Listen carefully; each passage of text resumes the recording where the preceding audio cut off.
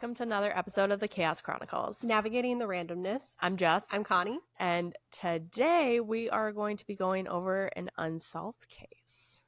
Ooh. So before we get too deep into things, just a reminder, we would very much appreciate a like, subscribe, and follow. You can find us at all 4 of our social medias, which are TikTok, YouTube, Spotify, and Instagram. The handle for all 4 is at Chaos Chronicles Podcast, and that's Chronicles with an S. Yes.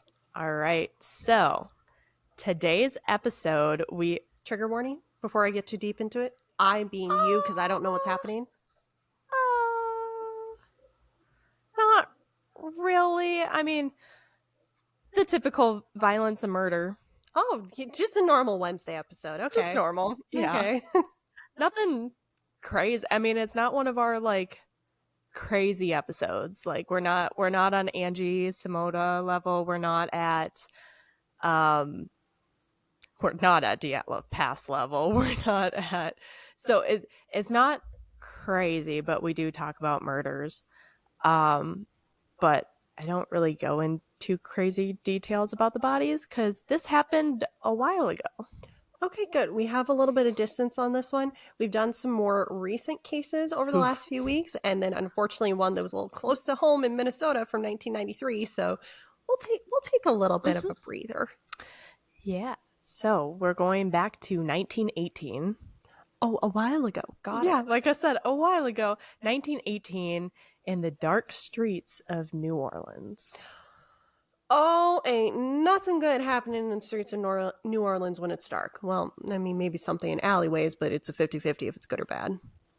So the city is gripped by fear as a shadowy figure wielded an axe, striking without warning and vanishing without a trace. This elusive killer left behind a trail of blood, terror, and a chilling letter that would haunt the city for years to come. That sounds like a lovely little, inside of a book cover. I love it. No, I tried with this one. I'm like, I want to, you set the scene. I want to, paint a picture of New Orleans in 1918. Okay. New Orleans, 1918. There's probably feces on the street because plumbing was not big back then. Was it? I don't know. No, that was 1818. I swear, I'm not dumb. I just used up a lot of brain power this week, so we're working with scraps here. It's been a long week. Do you know who I'm talking about yet, though? Is it the Butcher of New Orleans? No, it's the tale of the Axeman of New Orleans. Okay, that's actually scarier sounding, so let's get traumatized, shall we? All right. So the Axeman's attacks were notable not for just their brutality, but also the irregular individuals and lack of patterns.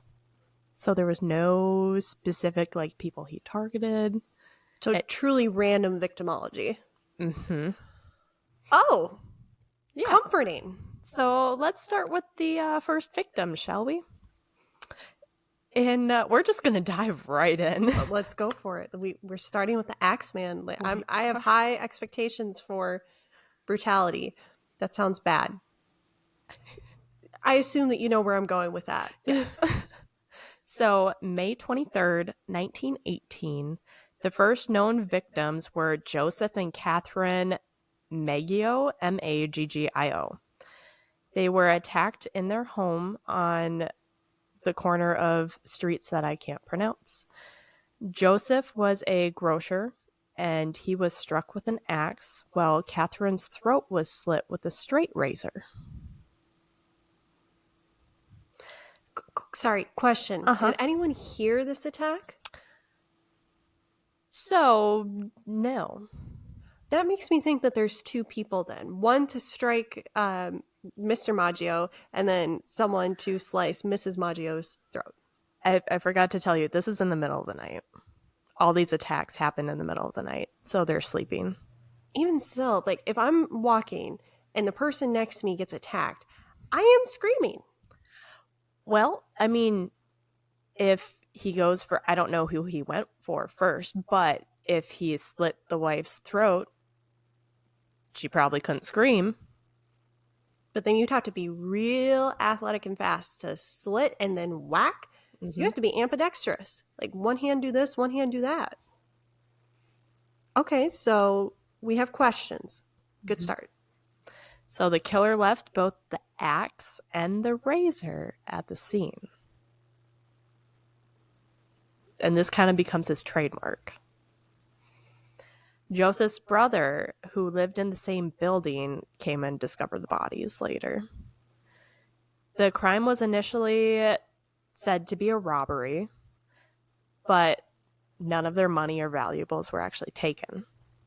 As I say, this seems like, if it makes sense to say, a premeditated blitz. Like, very quick, very fast. Yep, Didn't in and hang out. around. Yeah. Okay. Yeah. So on June 28th, 1918, he struck again. These victims were Louis Busumer, Besumer, and Harriet Lowe. So just over a month later, Louis was a grocer, and his mistress was Harriet. They were attacked in the early morning hours while they slept in their quarters at the back of the store. They were both struck with an axe that was left at the scene. Both of them survived initially, but Harriet later died from her injuries. Okay. So we have, so far, the commonality being axe striking the victims being a male and a female. Mm-hmm. That being said, that is a huge move to go from out in public to in someone's quarters or home. The first one was in the home, too. Oh, I thought they were walking. No. Like, they were asleep in their home. Oh, I misunderstood. That was on me. Oh, so he's broken in twice. Yeah. And I'm saying he just because this is reading more like a male than it would a woman. They're all assuming that it was a man, and we'll get into it in a little bit, but... Okay. Yeah. No razor blade this time? No razor blade, just an axe. Just an axe. That... Okay. So bear with me. In my brain, the first kill, based on the documentaries and everything else that I've seen and observed, that makes it sound like I've personally seen. I mean, through media and reading. The first kill is usually the messiest, and that's where you're more likely to screw up. Who's to say this was actually his first?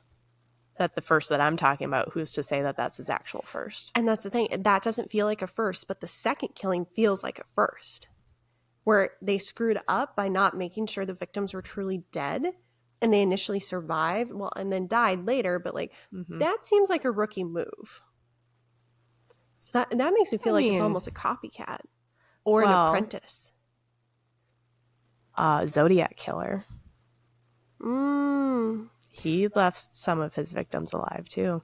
Good point. That one though, that can't really, you can try to use it as a rule of thumb, but there are way more questions than answers in Zodiac. Why do I have a feeling that that's going to be the same thing here? Okay. Yep. Kind of. So the third victim, this incident took place August 5th, 1918. Her name was Anna, I'm just going to spell it, Schneider. She was actually pregnant. Oh. Mm-hmm. So she was attacked in her home while she slept. She suffered severe head injuries, but ultimately survived the assault. Her husband found her when he returned home from work, and supposedly she actually gave birth to a healthy child just days after the attack. Oh, so she was like pregnant. Pregnant. Apparently ready to pop pregnant. Okay. Right? Nothing's tracking. Also, can somebody that's not us, because we do not have the psychology background. No. There's got to be something unique about attacking a pregnant woman. Mm-hmm. Especially that pregnant of a woman. Yeah. Like, I feel like that's something where, like, in the human DNA makeup, I mean, look how we treat pregnant. Okay, well, in theory, the way we treat pregnant women as a society is, preferred seating, holding the door open for them. Like, it's innately kind of there to want to assist and protect, Mm-hmm. which some pregnant women find very infantilizing and don't like. So, 50-50 shot how that's going to go for you. Yeah. But like, okay. Ideas. Mm-hmm. So 5 days later was his next attack. So August 10th. He's picking up speed. Uh-huh. This victim's name was Joseph Romano, Romano. Romano. So he was an elderly man and again was attacked in his house. All of these are happening in the middle of the night, essentially, while they're sleeping. That is the only connection. I do remember hearing about this on a BuzzFeed Unsolved. I don't know why I watched that because it freaks me out every time. And at the end, I'm like, please tell me they catch him. It's unsolved. Why do I do this to myself? Granted, this was 1918. It should make you feel better that this guy's not around anymore, but he could have had an apprentice, I don't know, or just passed it along to whomever. But so Joseph's niece lived with him. She heard noises in the middle of the night, woke up and rushed into his room, finding him gravely injured but still alive. She saw the assailant a little bit. She described him as a dark-skinned, heavy-set man who fled from the scene. That's not really much of a description to go off of. Not even a little bit. So he ended up dying from his injuries 2 days later. Yeah, that description was not helpful to anyone. No, not even a little it's bit. also subjective. Yeah. Dark skin. What does that mean? Are we talking an Italian with a tan? Like, what are we saying? Heavy set. That means so little. Yeah. No, yeah. Not that we're shaming the niece, because obviously it was a traumatic situation. Mm-hmm. And to be honest, she was probably so like my uncle, and then just saw someone out of the corner of her eye. So who even knows if she saw him really? It was probably just a blur in her mind. And yeah, more of a passing glance. Exactly. Oh. So the next attack occurred several months later. Oh, we had a cool down period. Yeah. So this occurred on March 10th of 1919. So he took a pretty big cool down. These victims were Charles and Rosie. I'm just spelling it Cortimiglia.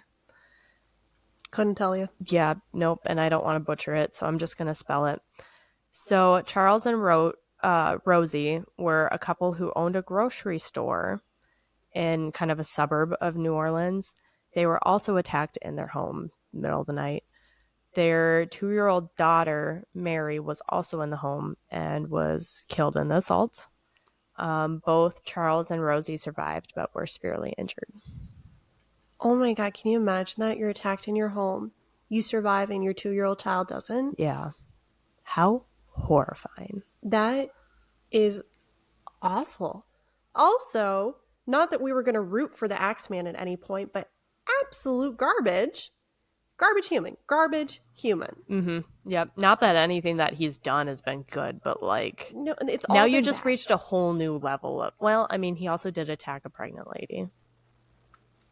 Yeah, no, it's all bad. But that's different. I was about to say it's different. It's really not. It's not. It's all bad. It's not, but it's just that mental image of a 2-year-old child, and then them dying this type of death. Yeah. Doesn't sit well. Yep. Not that anything on our Wednesday episodes do sit well at this point, but No. The next victim was Steve Boca, and the attack occurred on August 10th, 1919. So several months later, again, March to August. Wow. Yep. So Steve was a grocer, and that's like kind of the only commonality is a lot of these are, not all, but some of them are grocers. Huh. A lot of them do end up being Italian also. I was going to say, I'm listening to the names and I'm like, A lot of these are Italian. there was definitely a hate for Italians for quite a while in American history in the 18 and 1900s. You know, I'm wondering, this almost feels like, it feels like it starts as a crime of opportunity or like just happen to meet the victims. Because, in a grocery aisle, like you get to know the people there. I know I don't know well, but like the Target pickup folks, I recognize them because I see them more often than I probably should. But like, I'm wondering if that's how it starts. And so he's just a member of the community. He sees them. Maybe he sees, the other couples as he's WALKing home. We have dogs here. I don't know. This feels like he's a part of the community. Maybe not integral, maybe on the outskirts of it, but not completely an outsider. So Steve was attacked in his home, middle of the night. And just like everything else that Axeman has been doing. And he survived the attack, but unfortunately couldn't recall any details about the assailant. Because of his injuries. A lot of head injuries. What are you thinking over there? Okay. Bear with me here. If we're going to step into the shoes of a psychopath, it's icky, it's gross, and it's nasty, but here we are. I'm wondering if he did not get the satisfaction, the fear that he wanted when was it the Maggios? They were the first who were killed? Yes. When the Maggios were killed, because he killed them too quickly, there wasn't enough pizzazz for him. That feels disgusting to say. But I'm like, it seems weird now that most of these are surviving. I'm not saying they're doing well, but like it almost feels like a fear tactic where he wants to drum up this public fear and like create him into this mythic monster. Or he's just stupid. I mean, the argument can be made either way, but like... Yeah, I don't know. I wish I knew. I wish I had answers for you guys. Unfortunately, I don't, and no one's going to get answers unless I don't know a miracle happens, because this was 1918. I mean, miracle or if anyone's got the hookup, a cell phone to the other side to get answers, let us know. Yeah. Do not let me know that cell phone number. I would abuse that so bad. I'd be like, hey, I had this thing happen like 10 years ago. Was I misreading that situation? Can you tell me? Just a dark, deep hole. Yeah. The next attack occurred on September 3rd, 1919. So we're less than a month. So he is just, wow. Okay. So... I'm wondering how, with the brutality of these attacks, how on earth is he managing to hold off on those killing urges for the periods that he... Is he a worker that is in and out of town? Like if he's just doing like railway work, or was there truckers back? Well, not truckers in the trucker regard, but like... Yeah. I feel like he's almost migrant worker type, which would be the outskirts of the community, but not completely far. Does that line up with farming seasons in the South? Somebody tell me. I know it starts way earlier than it does here. Well, yeah, because winter. Yeah. Yeah, I don't know. That's a good point, though. I like that. So, this is September 3rd. The victim is Sarah Laumann, Laumann. So, she was 19 years old and was attacked in her home, again, middle of the night. She was found unconscious, and she had severe head injuries and was actually missing her teeth from how brutally she was attacked. Like, they weren't pulled out. They were, like... Bashed out? Bashed out. Yeah, brutal. Oh, my... Oh. She ended up surviving. What? But she had no recollection of the attack at all. I feel safe in saying that she probably had a traumatic brain injury or 5. Several. For sure. Oh. Yeah. Again, most of these attacks are all being done by an axe, by the way. Most of meaning other than Mrs. DiMaggio in the beginning? Yes. Or Maggio, not DiMaggio. I think that's a Yes. baseball player. I believe so. I'm fairly certain, yes. Interesting. Also, very interesting that the mouth, that seems weird. I mean, we don't know anything other than head, but like... Well, it's just from how brutally he was smashing her head. I think it probably just happened. Okay, so it wasn't like an intended repeated whacking. I'm assuming not. No, I'm just assuming that it happened. That's Criminal Minds had a very similar episode to this. A lot of movies and TV shows, and like the Zodiac Killer, the Axeman inspired a lot. It actually inspired a song. Some musician composed a song during this time period of the Axeman. Let me guess. Swing jazz piece? Yeah, kind of. Someone did a piano only version of it, and that's the only version that I've heard, and it's more of a swing style. I'll look that up after this. Yes. Interesting. Scary. Interesting. Yeah. So, we are at the final known victim. It's October 27th, 1919. So this was Mike Pepstone, P-E-P-I... Did I say stone? Peptone? P-E-P-I-T-O-N-E. I mean, if it's Italian, pepitone? We'll go with that. I won't say it again, but there you go. So the final known victim of the Axeman was Mike. He was attacked and killed in his home. His wife heard noises and ran into the bedroom where she found her husband just completely covered in blood. Head wounds from an axe? Yeah, that's going to be bloody. Yeah, and the assailant had already fled. That was fast. And the wife was unable to provide a clear description of the killer because she didn't see him. Yeah, and then after this, the killings just mysteriously stopped. So, let's talk about how the Axemen gained entry to all these homes. I was going to say, I had questions on that. Also, side note before I forget, Yes. I'm sure someone else is thinking this too. I don't think it was a voluntary stop. I think that this person was probably forcibly stopped, either by being committed to an institution, going to jail, or getting killed, or completely moving away. But there is like no way someone with that amount of repeated rage just cold turkey stopped. Yeah, there's got to be some reason. There's got to be a reason. Mm-hmm. There's a... What is the thing? Motivation? An object in motion stays in motion until... Was that Newton's law of force? Yes.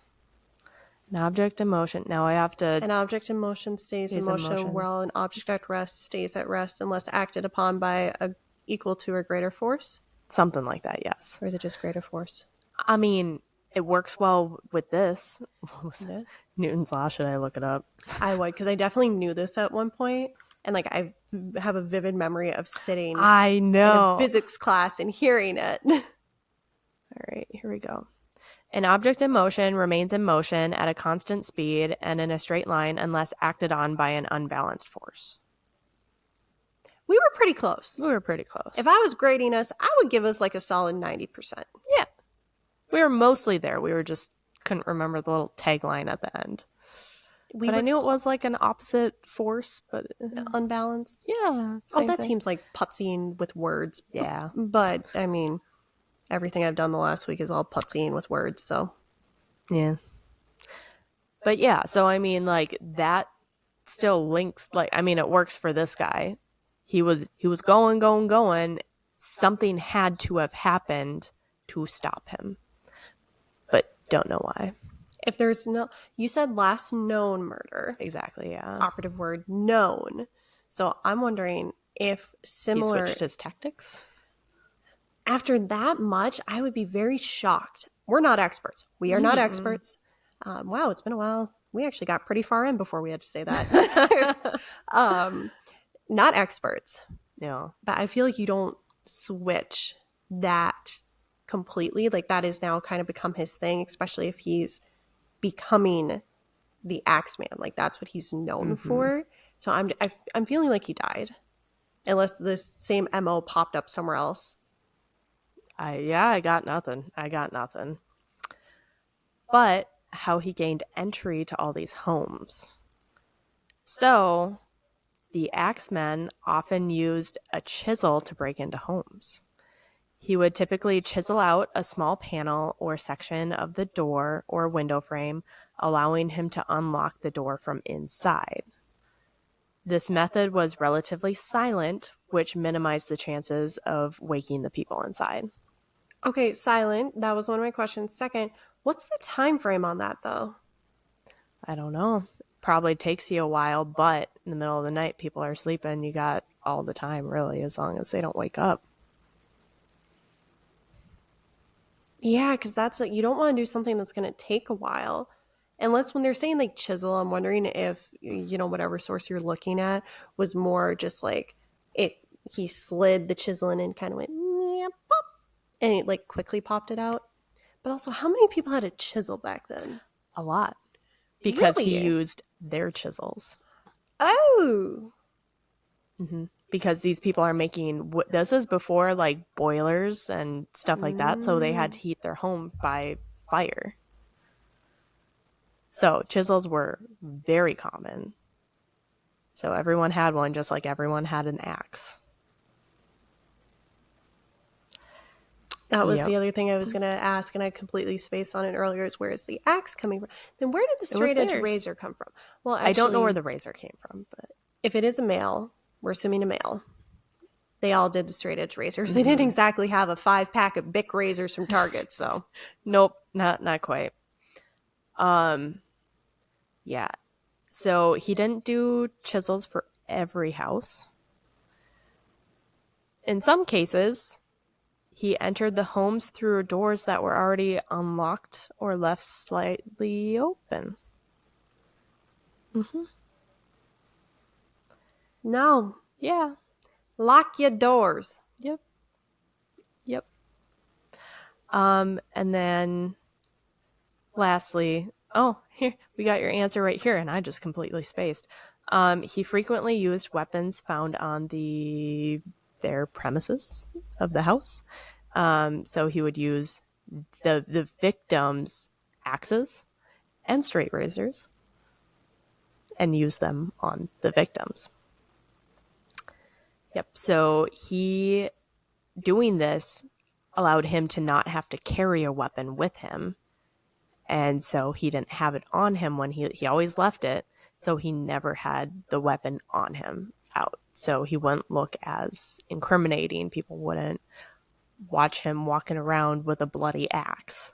Even still, with an attack, the vasculature system. I think I'm using the right word for that. When you hit a vein, especially a head one or a capillary or whatever it is, you spray. You're getting a free shower. Like, wouldn't you think that he'd have blood on it? Well, it is late at night, and if he's a migrant worker and or someone on the outskirts of town and who looks maybe a little homeless, people are naturally going to try to get away from them. And also, this is like the time period of no street lights or anything. So in the dark, can you really tell if someone's got blood splattered all over them in the middle of the night? Good point, especially if they're not wearing or if they are wearing dark clothing or dirty clothing, because again, yeah, you just got the moonlight. What a different time. Yeah. So glad we don't live in that time. Same. Wow. Yeah, so there was also a potential incident that it potentially had the Axeman in where he was chased away. So on June 27th, 1918, there was a young boy in a house, and he heard the sound of chiseling coming from outside, which he interpreted as a potential burglary. So he went and told his dad about the noise, and the father, again, assuming that it was an attempted burglary, went outside to investigate. He encountered someone near their home but didn't get a good view of him, really. And then the intruder ended up not confronting him but fled. As soon as like he saw him coming down, like he ran away. So he's not confrontational, but he wants to get them when they're dead asleep because they can't fight back. A couple theories. Let's see. Theory 1. The fact that he ran off when confronted makes me think that he is not confident enough to be able to take on another male one-on-one without the advantage of having the element of surprise or a weapon. Right. Yep. So then I'm wondering, okay, is he maybe not the largest individual in the world? Because even though, you know, the niece of Joseph, I'm forgetting right now. Yeah. Sorry, Joseph. She thought she saw a heavier set, you know, dark-skinned man. How small was she? How small was this? Is 1918. And who is she comparing him to? Exactly. Heavy set to one person means something completely different to another. Especially way back when. Oh my God, yes. Someone could be, I don't know, 5 pounds heavier, and they'd be like, they're heavy set. Exactly. I'm picturing a skinny dude, like a tall, skinny dude. Yeah, there wasn't the abundance of corn syrup and vegetable oils in the food making people big like they were back then. Like, people were pretty thin. Yeah. Very thin. Yeah, so then this makes me think smaller. Mm-hmm. Oh, theory again. If he's not someone who's on the outskirts of the community as like kind of a vagrant, I'm wondering if this is someone who is just socially awkward. And maybe that's why the victimology has ranged so much, because maybe in his head, each one of those victims somehow slighted him. Maybe he's got something that he's self-conscious of. Because I know when I've had stuff that I've been self-conscious of, or when anyone's had like a breakout on their face, as soon as you're talking to somebody, you're like, oh my God, they're looking at it. They see it. They looked at it. They're judging me. And like, it's in your head. And if you're, you know, psychotic to boot, that could make it worse. And that could, in their mind, justify killing the victims. Which, if it's a bunch of Italians, could be in the Italian community. There's just not a lot. And I know I have notes on it later, so I won't say too much, but like, there's not a lot linking. Like, it seems really random that these places, but again, we don't know who he knows and who he's run into. But exactly. And I mean, how many times has it been like you've passed somebody on the street, you are never going to see him again, but maybe they do something weird and they stick with you. I still remember the crackhead that rode up on a bike when we went out for my sister's birthday dinner or graduation dinner a couple months ago. Like that's going to be a vivid thing. I'm probably not going to see him again, but like, you know. Yeah, maybe. Yeah, he was nice enough. He kept offering to take our picture, and then he said he wanted to take pictures with us, and the restaurant manager came out and was like, nope, we're good, sir. And my sisters were like, well, he was unique. I'm like, he was on crack. They're like, really? I'm like, yeah. Yeah. Yeah. All right. So the community's response to this. So in response to the Axeman terror, many residents of New Orleans took measures to protect themselves, including increased vigilance and community watch efforts, especially after the murders began. Some neighborhoods even organized informal watch groups where residents took turn monitoring the streets at night. These groups aimed to deter the Axeman and increase their chances of catching him if he attempted to attack again. I hope that wasn't single person shifts. Oh, God. Oh, I have no idea. That'd be one where I'd be like, all right, head of the HOA, I see where you're coming from. You want to save on labor hours, but we are like 3-4 people in a group minimum. Yeah. And even if like the neighborhoods weren't doing this, like the individual like homes were doing it too. Like the husband would take watch, then the wife would take watch, and then like let the kids sleep, just go back and forth. Then can you imagine how terrifying that would be? Awful, because as far as they know, these are just random, and as far as we know, they're just random because we don't have anything definitive that's linking any of these.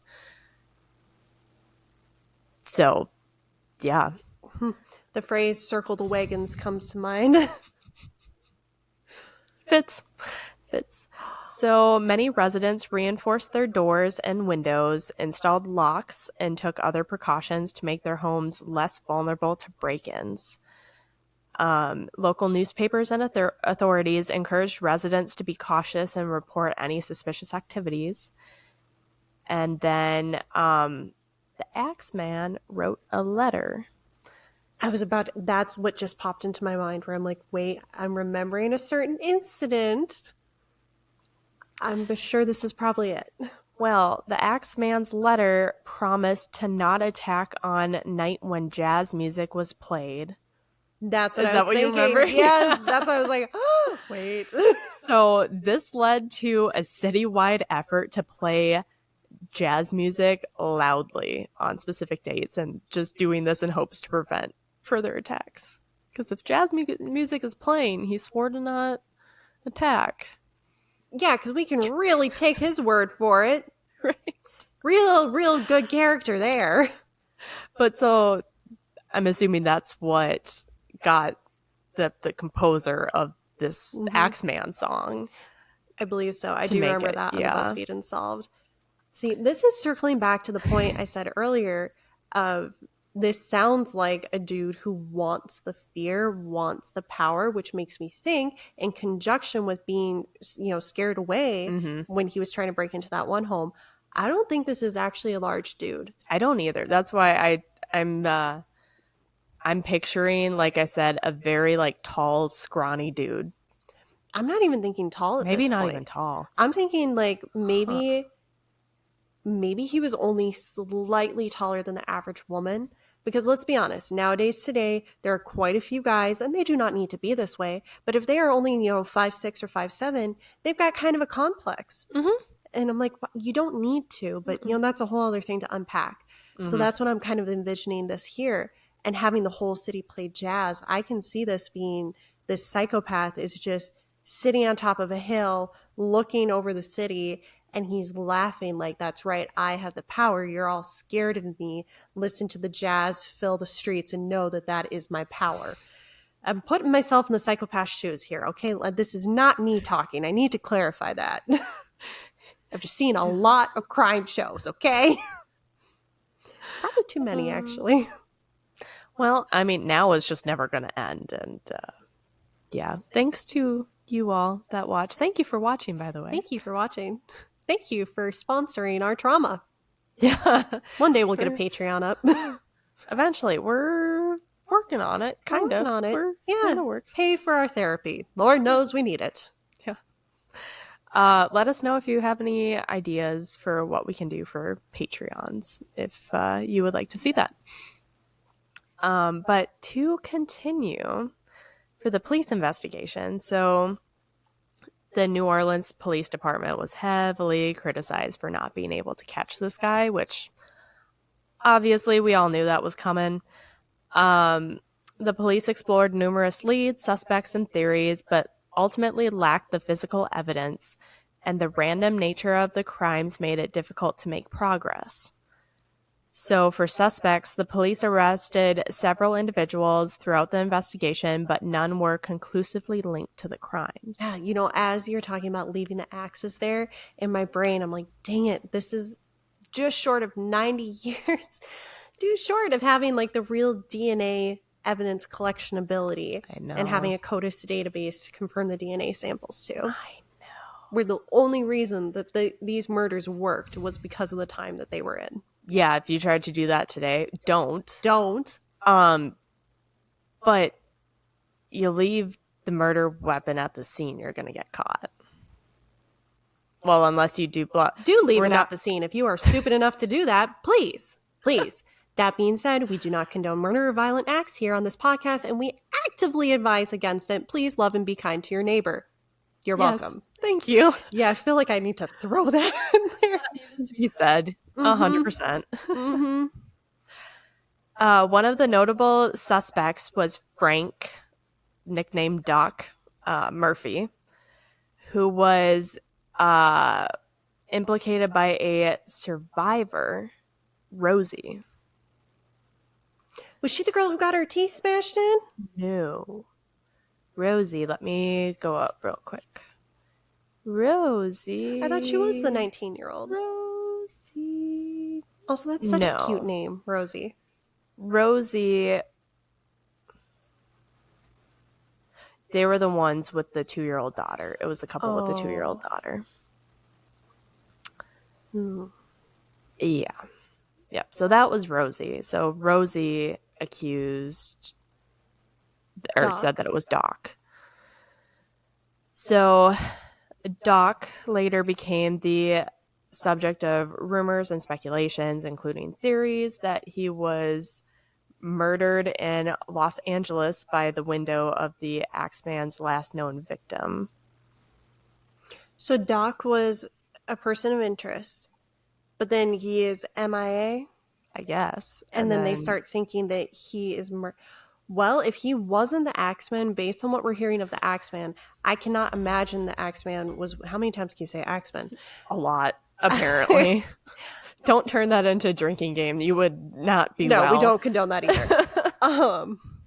But I can't imagine that he would be one to be like, yeah, let's share the glory. You know, when one door opens, you extend a hand down the ladder and bring everyone up. I don't think that's this guy, okay? Yeah.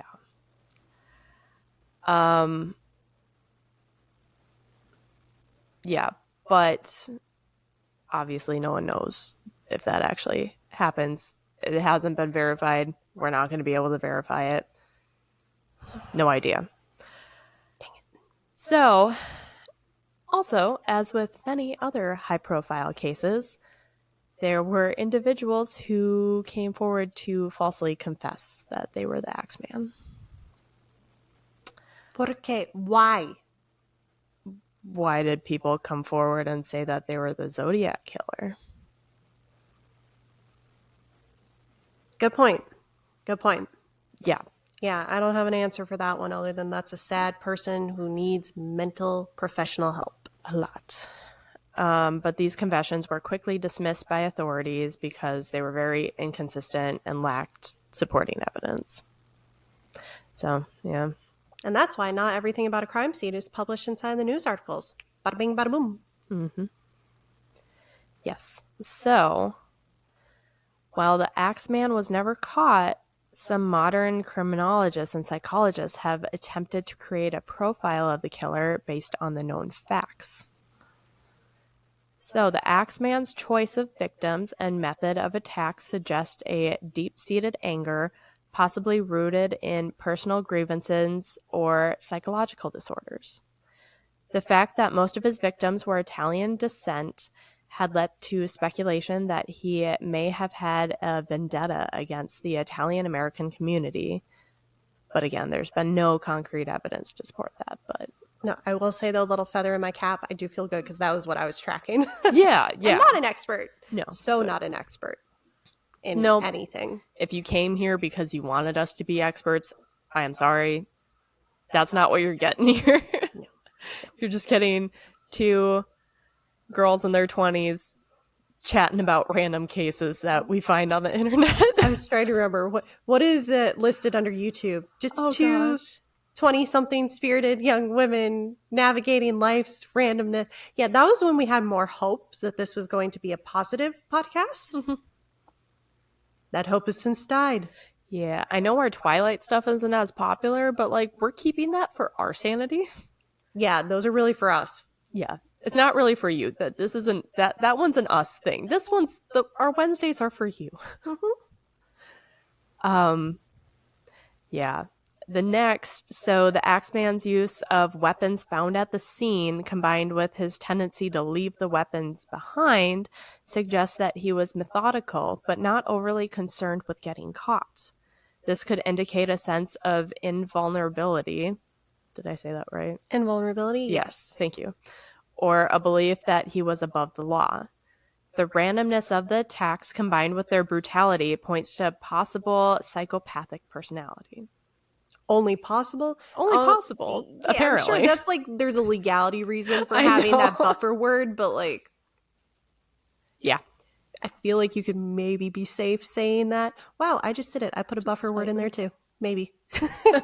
I think that's just like our nature, especially because like it's unsolved. We don't know who it was, so we don't know the motives. We don't know the person. Which is also true for any of our podcast episodes. Yes. Whenever we are putting forth a theory, it is only our theory. We are not in the position to defame anyone or try to slander them for whatever reason.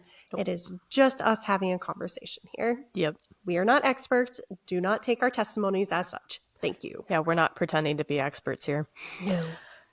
So my last little point in here is the murders took place during a time of significant social and economic tension in New Orleans.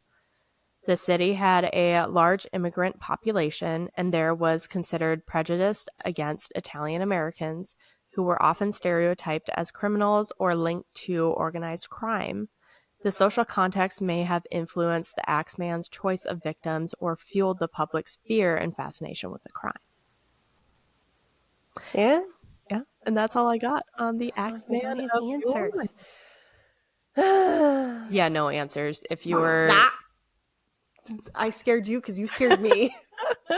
Yeah, so that's all I got on the Axeman of New Orleans. Unfortunately, no answers, and no one has any answers. So if you're expecting a nice bow, unfortunately, I can't give you that. I'm curious. What do you think? I've been spouting my opinions the whole time.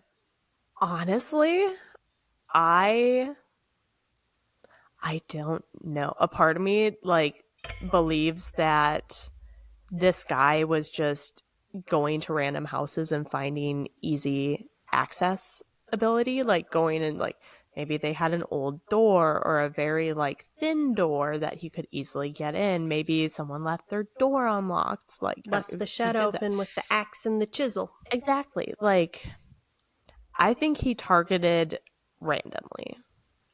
That's kind of my gut.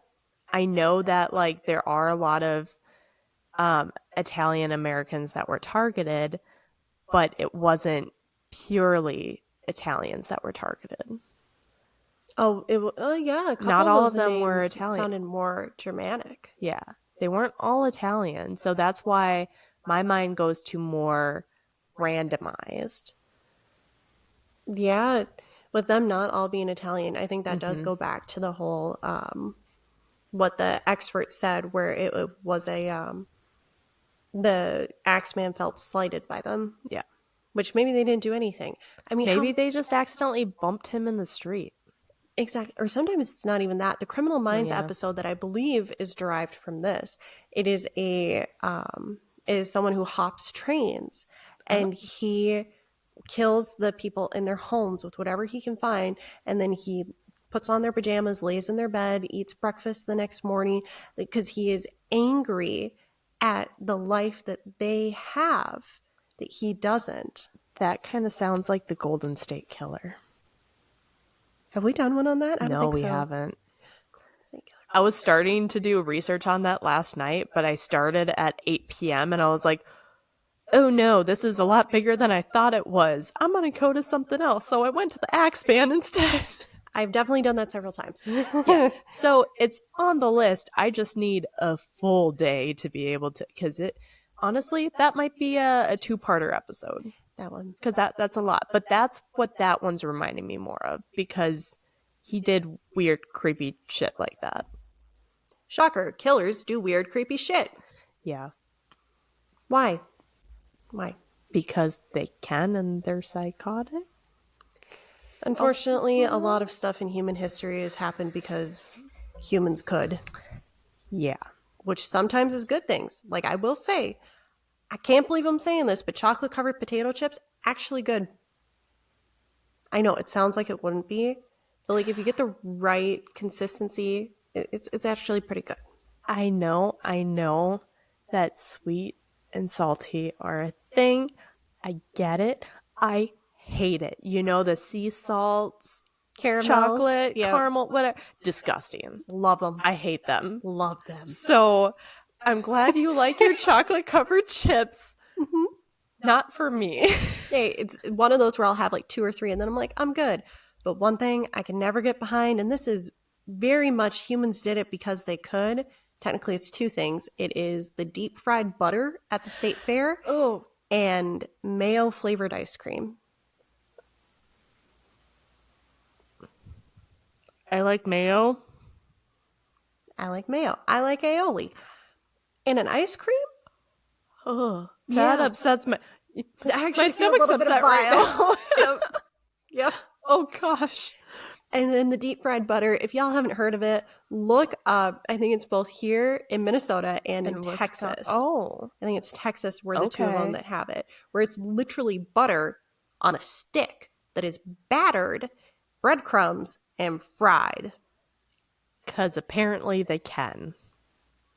Cholesterol be damned. Just because you can doesn't mean you should, okay? That is the theme of a lot of things. You know, apply that rule to your life. Just because you can doesn't mean you should.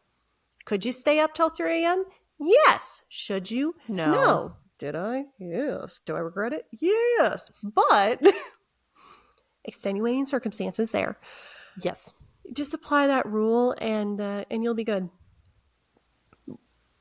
Maybe there's a couple other rules, but like add it to your list.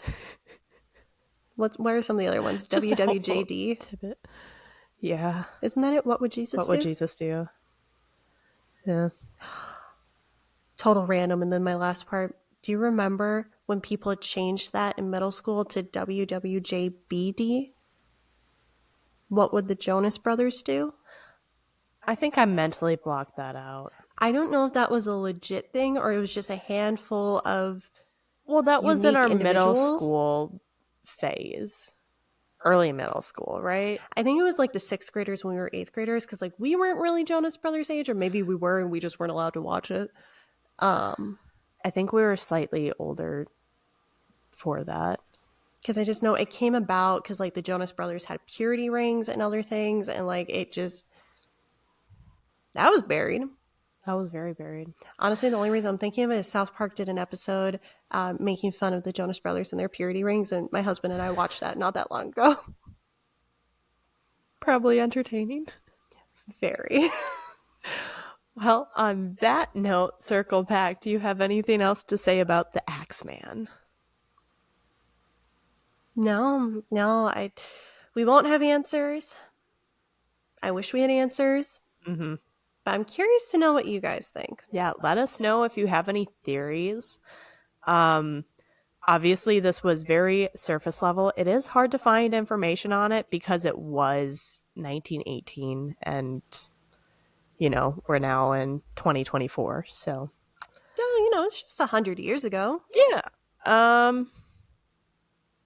Dang, I just realized my house is older than this case. I live in an old house and I love it. But that was just a little. I don't know why I'm finding that so funny. Your house was around when this was happening. Yeah. Huh.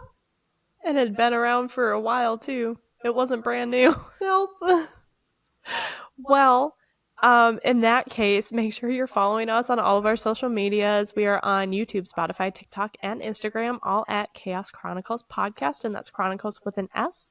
On our Instagram, I do want to plug that real quick. I am starting to post more, and I'm posting more of like behind the scenes stuff. Like I posted a picture of Zeus and Ruby, who are our dogs, if you don't know. Zeus is Connie's dog and Ruby's mine.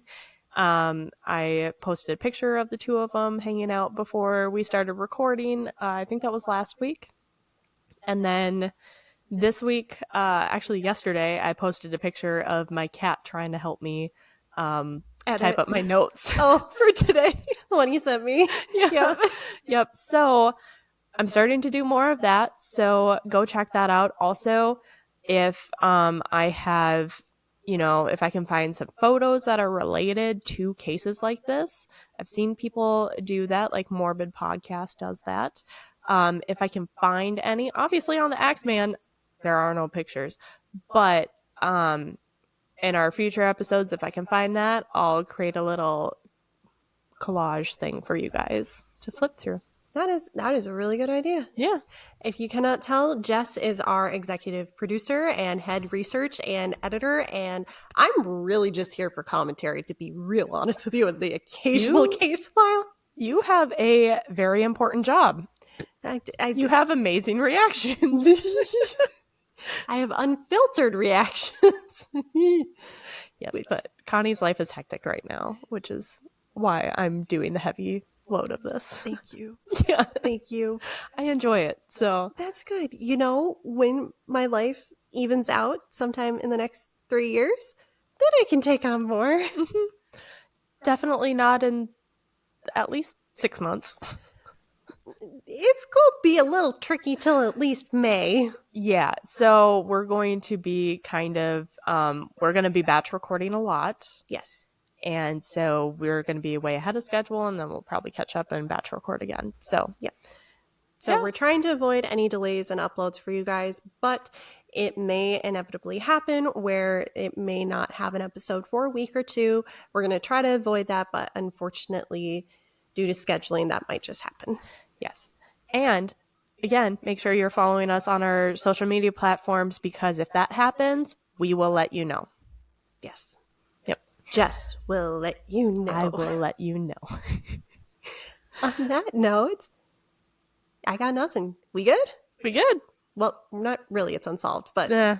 Well, we'll see you guys either next week for another who knows what, or, well, I know what, or a Saturday episode for New Moon. That's right. Who knows what Wednesdays? Yeah, I like that. I like that. Yeah. Who knows what Wednesdays? Yeah. If it's... All right. Bye. Adios. Damn. They were just whacking people back then, literally. Yeah. Could you imagine being killed by your own axe? I would be angry. I'm sure a lot of them were. They're just trying to sleep. Yeah, don't interrupt sleep. Mm-mm. Mm-mm.